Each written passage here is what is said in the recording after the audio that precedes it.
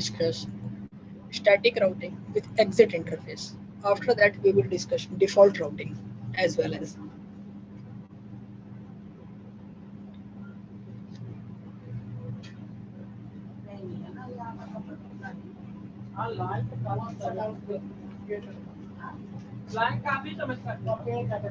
So let's configure these three routers and only two end devices which is connected with in these devices.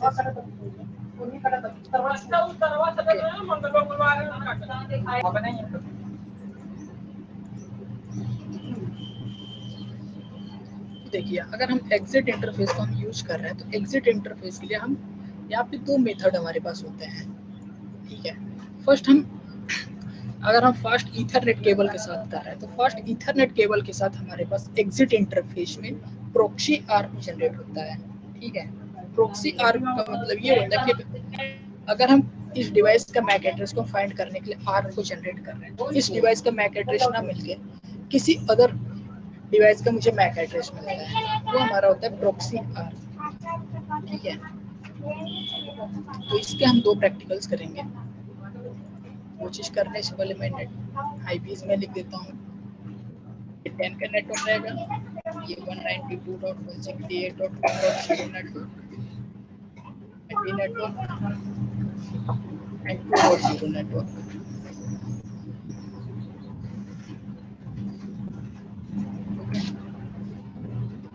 So let's configure the router. Shano enable configure terminal. First of all, we will change port name router 1. Interface fast Ethernet 0/0, which is connected with 10 network. 10.1 and Shano shutdown.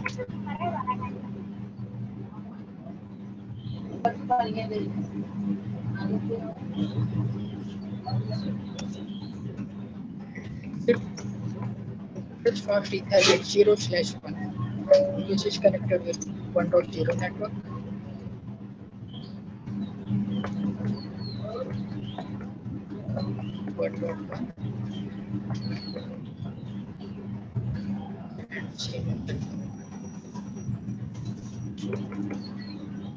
R1 is configured on IP address. Same as हम router 2 को भी configure करेंगे। Configure terminal first of all हम लोग host name change कर देते हैं router 2। Interface fast Ethernet 0/0, ये 10 के नेटवर्क के साथ कनेक्टेड है 10.2 and shutdown. Exit second interface हमारे 20 के नेटवर्क के साथ कनेक्टेड है, उसमें हम आईपी ले देते हैं 20.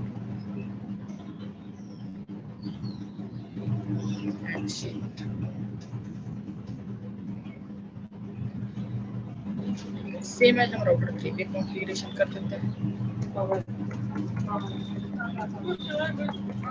Configure terminal port name change कर देते हैं राउटर 3। इंटरफेस फॉर ईथरनेट 0/0 20 के नेटवर्क के साथ कनेक्टेड है 20.2 एंड शेनो shutdown. Exit interface for Ethernet 0/0 का नेटवर्क 2.1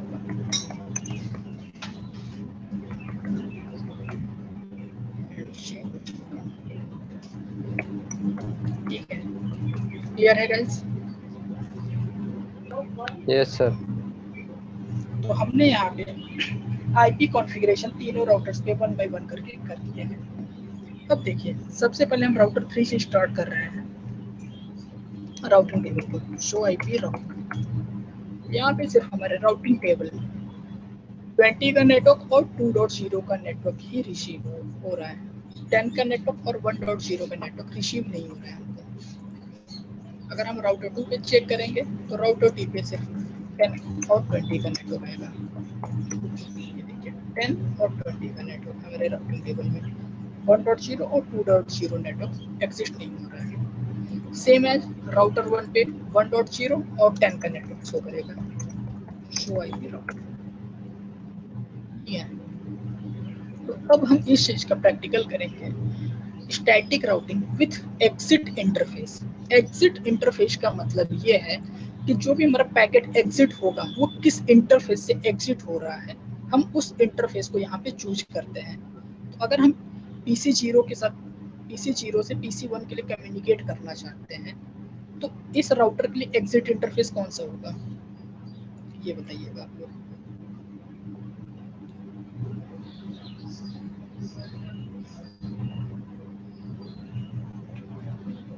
आपको हर्षित, हम PC1 के साथ कम्युनिकेट करना चाहते हैं PC0 से, तो इस राउटर का एग्जिट इंटरफेस कौन सा होगा? 0/0 0/0, बिल्कुल सही। अगर हम इस राउटर पे अगर हम देखते हैं तो इस राउटर के लिए एग्जिट इंटरफेस अगर 1.0 के नेटवर्क के लिए करना चाहें कौन सा होगा? 1 0/1। इस नेटवर्क के लिए 1.0 के अच्छा, नेटवर्क के लिए, इसके लिए तो 0/0 होगा ना। और 2.0 के लिए 0/1। बिल्कुल सही। तो सेम ऐसी हमारा एग्जिट इंटरफेस है कि जो भी हमारा डेटा, जो भी पैकेट हमारा एग्जिट हो रहा है वो किस इंटरफेस से एग्जिट हो रहा है, हम उस चीज को यहाँ पे बताएंगे। ठीक है, जैसे हम नेक्स्ट होप देते थे उसकी जगह हम यहाँ पे एग्जिट इंटरफेस को हम यूज करेंगे। ठीक है, कॉन्फ़िगरेशन हमारी सेम एज रहेगी, सिर्फ नेक्स्ट होप की जगह हम एग्जिट इंटरफेस को हम यूज करते हैं। कॉन्फ़िगर टर्मिनल आईपी राउट, तो यहाँ पे हमारे पास 10 का नेटवर्क और 1.0 का नेटवर्क है। मुझे 20 का नेटवर्क और 2.0 का नेटवर्क देना है, तो सबसे पहले हम 20 का नेटवर्क दे देते हैं। उसके बाद हम इसका सब एडवांस एग्जिट इंटरफेस कौन सा है हमारा? First Ethernet 0/0, yes. ये हमारा होगा 20 के नेटवर्क के लिए। अगर हम 2.0 पे जाना चाहेंगे तो यही हमारा इंटरफेस होगा राउटर 1 के लिए। ये देखिए, अगर हम 20 के नेटवर्क पे जाना चाहते हैं तो भी हमारा ये एग्जिट इंटरफेस होगा। 2.0 के नेटवर्क पे जाना चाहते हैं तो भी हमारा यही एग्जिट इंटरफेस होगा। ठीक है, सर कोई क्वेश्चन आया है आईपी इसका?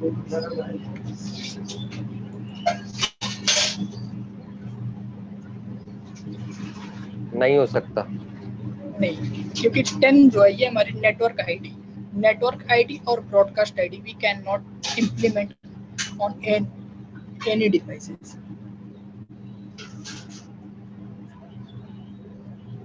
ठीक है, वो हमने नेटवर्क वो आईडी लिखा नेटवर्क हुआ है। लिखा है। हाँ, नेटवर्क आईडी। आईपी बंद ही है।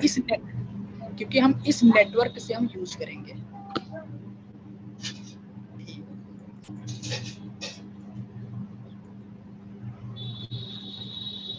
तो अब 192.168.2.0 का नेटवर्क। अब देखिए मैं पूरे नेटवर्क को मैं बता रहा हूँ एक, क्योंकि अगर सपोज कीजिए मल्टीपल एंड डिवाइसेज अगर कनेक्टेड होंगे तो हम सभी के साथ कम्युनिकेट कर पाए, इसलिए पूरे नेटवर्क को बता रहे हैं, एक पर्टिकुलर आईपी को नहीं बता रहे हैं। ये चीज याद रखिएगा।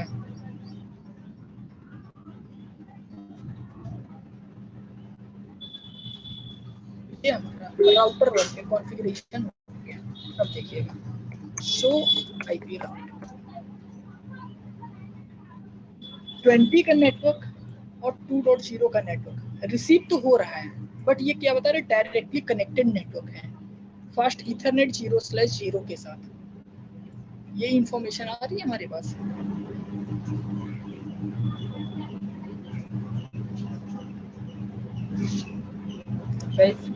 राइट सर, हाँ। बट ये डायरेक्टली कनेक्टेड तो नहीं है। बट ये डायरेक्टली कनेक्टेड नहीं है।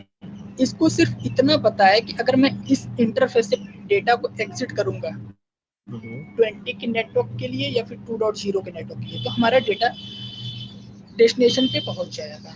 और ये CIDR वैल्यू ये यूज किया /24, यहाँ पे देखिए /8, कि जब भी अगर हमारा कोई डेटा इस राउटर पे रिसीव हुआ और वो पैकेट को ओपन करके देखा कि 20 के नेटवर्क के लिए है या फिर 2.0 के नेटवर्क के लिए। तो बस वो इतना जानता है कि इस इंटरफेस से वो जब पैकेट को डेटा को एग्जिट करेगा तो डेस्टिनेशन पे वो पैकेट या फिर वो डेटा हमारा रिसीव हो जाएगा। बस इसका यही काम है एग्जिट इंटरफेस के लिए। एक और हम प्रैक्टिकल करेंगे एग्जिट इंटरफेस के लिए जो मोस्टली यूज होते थे पहले, बट अब वो भी यूज नहीं होते हमारे। ठीक है, तो इसका भी मैं प्रैक्टिकल आपको करके दिखाऊंगा। अब राउटर 2 पे कॉन्फ़िगरेशन कर देते हैं। यहाँ पे 10 और 20 का नेटवर्क रिसीव हो रहा है, तो हमको यहाँ पे कॉन्फ़िगरेशन जो करनी है 1.0 और 2.0 के लिए IP route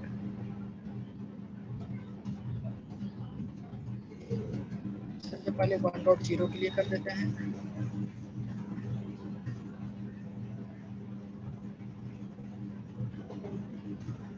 one dot zero पे चला जाती है हमारे पास इंटरफेस है फॉर इथरनेट 0/0 1.0 के नेटवर्क के लिए 0/1। So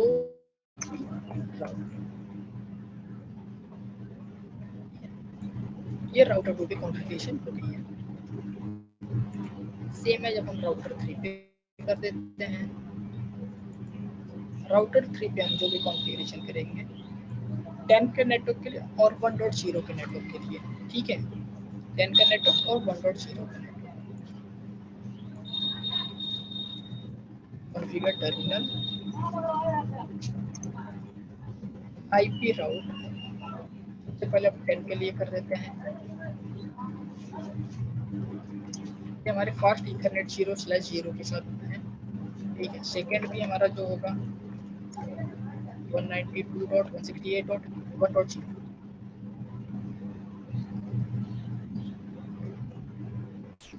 fast Ethernet 0/0।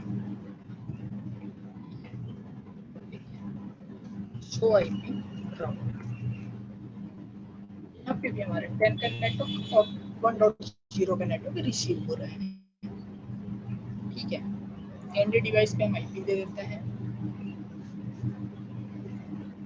Desktop IP configuration 192.168.2.1 ये हमारा डिफ़ॉल्ट गेटवे हो गया। सेम एज हम यहाँ पे कर देते हैं 192.168.1.2। ये हमने आईपी दे दी है एंड डिवाइस पे। अब एंड डिवाइस को हम पिंग करके देख लेते हैं। पिंग 192.168.2. अब इसमें ये बताइए कितने पैकेट हमारे ड्रॉप होंगे।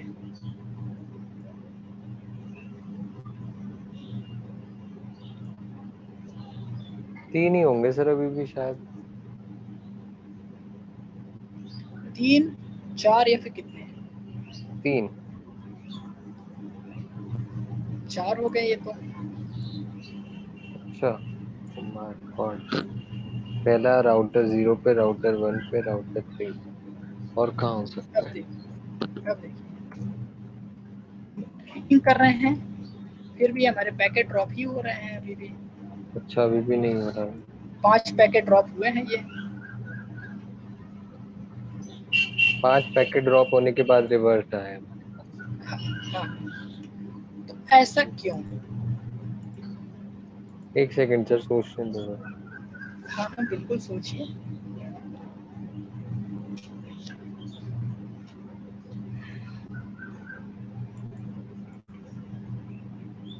हर्षित आप भी कुछ बताइए।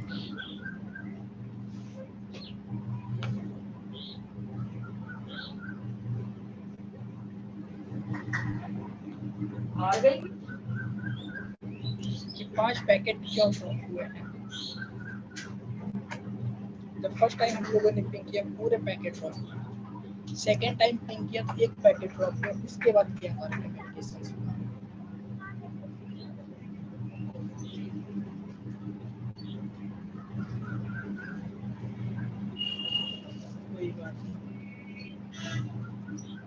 सर आपने स्टार्टिंग में कुछ प्रॉक्सी आर्प करके बताया था जी कॉन्सेप्ट। जी हाँ, प्रॉक्सी आर्प। अब प्रॉक्सी आर्प में हमारा क्या हो रहा है, पैकेट इसी वजह से हमारे ड्रॉप हो रहे हैं। जब ये पैकेट सेंड किया 2.2 के लिए, ठीक है, अब वो हमारे राउटर के पास पहुंचा, तो राउटर पे जब अपने राउटिंग टेबल को चेक किया तो राउटिंग टेबल में देखा कि 2.0 का नेटवर्क जो है ये डायरेक्टली कनेक्टेड नेटवर्क बता रहा है, ठीक है, कि इस इंटरफेस के साथ ये डायरेक्टली कनेक्टेड है।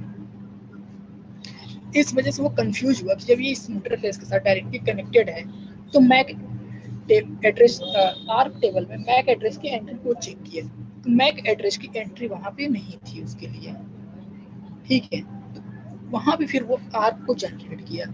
जब वो आर्क को जनरेट किया तो इसी इंफॉर्मेशन के लिए वो सेंड किया 2.0 के लिए। सेम है जब कि हमारे राउटर 2 के पास पहुंचा। अब राउटर 2 के लिए जब वो आर्क जनरेट हुआ तो रिप्लाई तो आ गया, ठीक है, पहला पैकेट यहाँ ड्रॉप हो, सेकंड जब इसके लिए किया तो एक पैकेट यहाँ पे भी ड्रॉप होने की वजह ये हो गई। अब जब रिप्लाई भी आने लगा इसी वजह से 3 पैकेट ये हमारे टोटल ड्रॉप हुए, 1 2 3, ये सिर्फ रिक्वेस्ट के लिए। अब जब ये रिप्लाई दे रहा है तो रिप्लाई में भी तो इसके पास जाएगा, तो एक पैकेट यहाँ पे और ड्रॉप हुआ। अब ये आगे इसके पास जाएगा, इस मैक की इंफॉर्मेशन, सॉरी इस इंटरफेस की इंफॉर्मेशन, तो उसके लिए एक पैकेट ड्रॉप होगा। इस वजह से ये हमारे 5 पैकेट ड्रॉप होते हैं। और रियल टाइम में हमारे फास्ट ईथरनेट लिंक यूज नहीं होता है, ये चीज याद रखिएगा। इन रियल टाइम हमारे फास्ट ईथरनेट लिंक यूज नहीं होते हैं, ठीक है।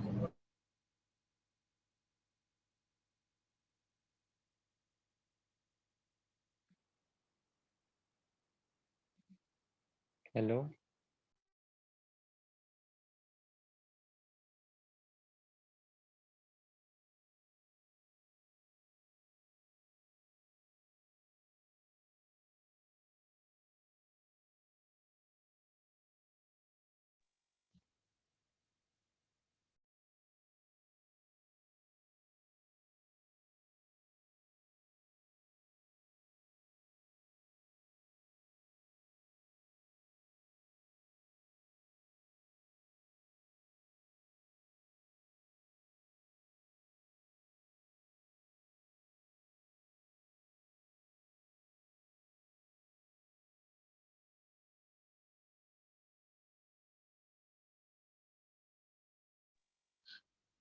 हेलो।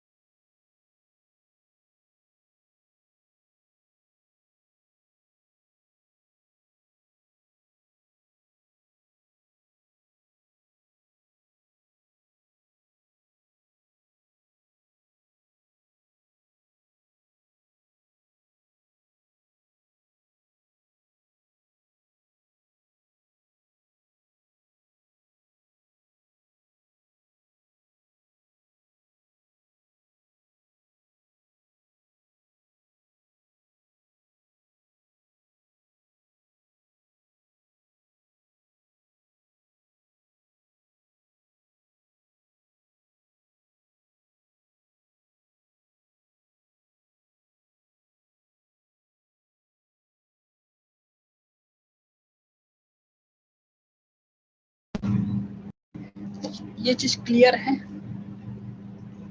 एग्जिट इंटरफेस के साथ जब हम फास्ट इथरनेट लिंक को यूज करते हैं तो वहां पे हमारे प्रॉक्सी आर्प जनरेट होते हैं, ठीक है।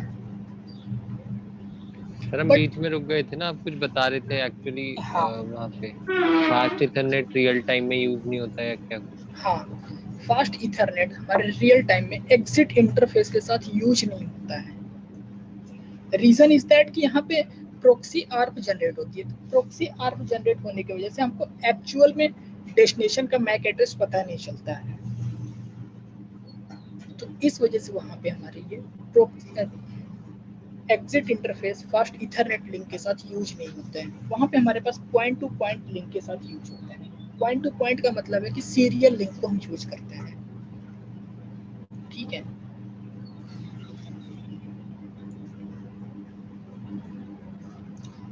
क्लियर है ये चीज?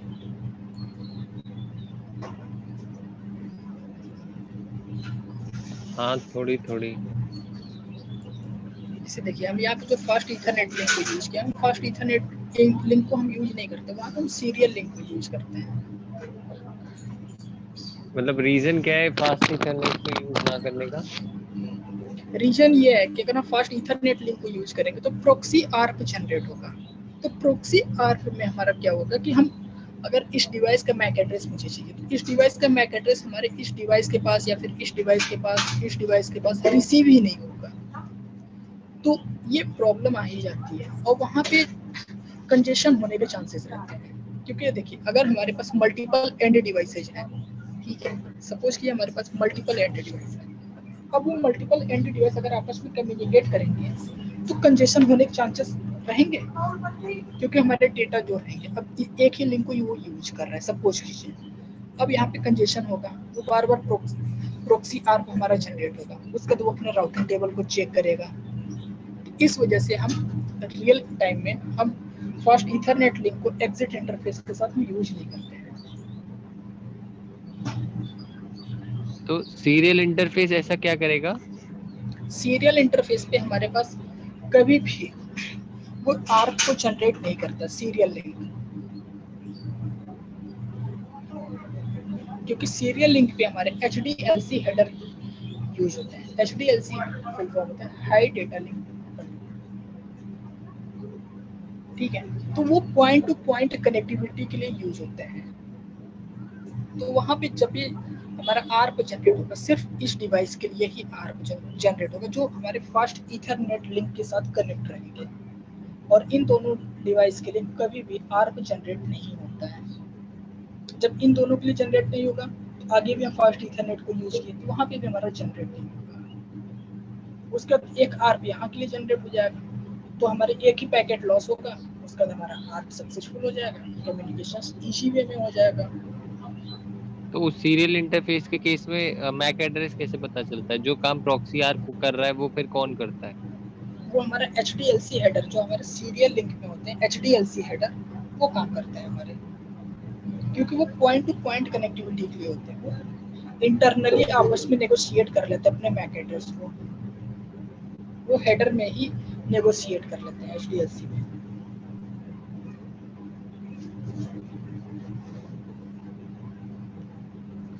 ठीक है।